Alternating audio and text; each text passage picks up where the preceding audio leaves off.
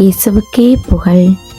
இயேசுவில் பிரியமானவர்களே, இன்று நம் ஆண்டவர் லூக்கா 11ஆம் அதிகாரம் 39ஆம் வசனத்தினூடாக இவ்வாறு நம்மோடு பேசுகின்றார்.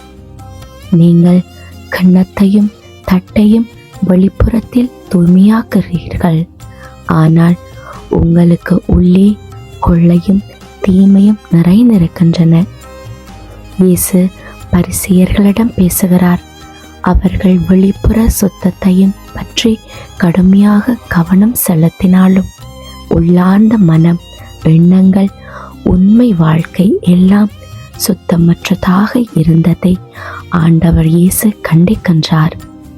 இயேசு உணவு உட்கொள்ளும் முன் கைகளை கழுவாதபடியால் பரிசேயர் அவரை வித்தியாசமாக பார்த்தனர்.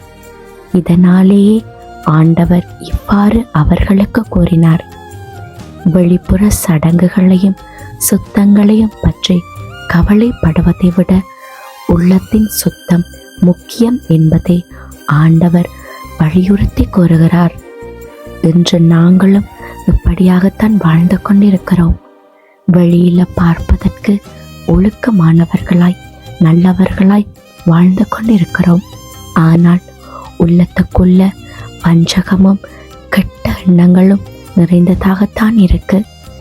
வெளியில பார்ப்பவர்களுக்கு நாங்கள் ஆன்மீகத்தில் அதீத பற்று உள்ளவர்களாக தெரிவோம். ஆனால் உட்புறத்துல ஆண்டவர் கொடுத்த ஒரு நல்ல விடயங்களை கடைப்பிடிக்காது கிடைப்போம். எண்ணங்கள் செயல்கள் எல்லாம் நேர்மறையாகவே இருக்கும். இப்படியான உள்ளத்தோரை மீட்டெடுக்கவே ஆண்டவர் இந்த வார்த்தை இன்று கொடுத்து மனமாற நம் ஒவ்வொருவரையும் அழைத்து நிற்கிறார். அவருடைய அழைப்புக்கு செவி கொடுத்து மனம் மாறி வாழ ஆயத்தமாகுவோமா? ஆமேன்.